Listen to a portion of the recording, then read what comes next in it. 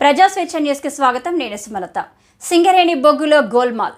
భూపాలపల్లి అంటేనే నల్ల బంగారు సిరుల పంటగా పేరుంది. అలాంటి నల్ల బంగారం పంటలో కొంత అక్రమాలకు తెరలేపుతుంది కొంతమంది సింగరేణి అధికారులు.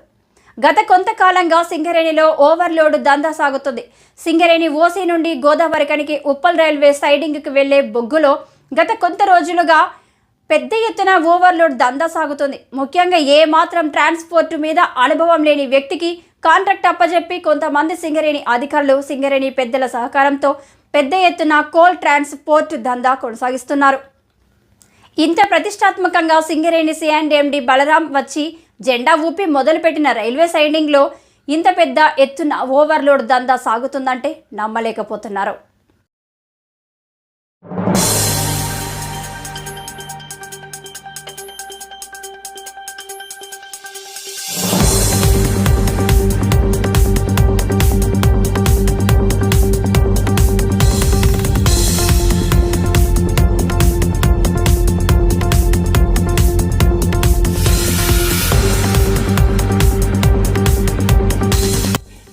పద్నాలుగు టైర్ల బండికి నార్మల్ వెయిట్ 28.5 టన్నులు లోడ్ కావలసి ఉండగా సుమారు 35 టన్నుల నుండి 40 టన్నులకు పైగా ఓవర్లోడ్తో కోల్ను తరలిస్తూ ఇటు సింగరేణి సంస్థ ఆదాయానికి దేశ ఆదాయానికి గండి కొట్టడం జరుగుతుంది.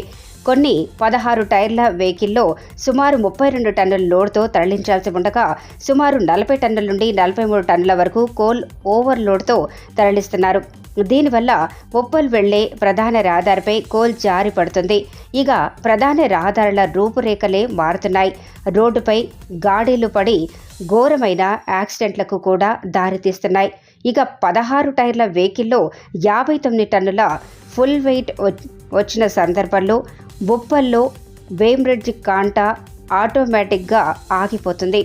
ఓవర్లోడ్ ఉండటం వల్ల కోల్ పక్కదారి పడుతుందని కొందరు అనుమానం వ్యక్తం చేస్తున్నారు. గతంలో పరిమితికి మించి ఓవర్లోడ్ వస్తే సింగరేణి అధికారులు తగు జాగ్రత్తలు తీసుకునేవారు. ప్రస్తుతం ఇలాంటి ఘటనలు కళ్ల ముందు జరుగుతున్నా ఎలాంటి చర్యలు తీసుకోకపోవటం కొంతమందిలో అనుమానం వ్యక్తం చేస్తున్నాయి. ప్రస్తుతం కొనసాగుతున్న కాంట్రాక్టు పూర్వం కేవలం రైల్వే కాంట్రాక్టుగా మారితే అనుభవం ఉందని, ట్రాన్స్పోర్ట్ మీద ఎలాంటి అనుభవం లేదని తెలుస్తోంది. కనుక ఇప్పటికైనా సింగరేణి జీఎం గారు స్పందించి ప్రత్యేకమైన చర్యలు తీసుకోవాలని ప్రజాస్వేచ్ఛ ఛానల్ తరఫున కోరుతున్నాం.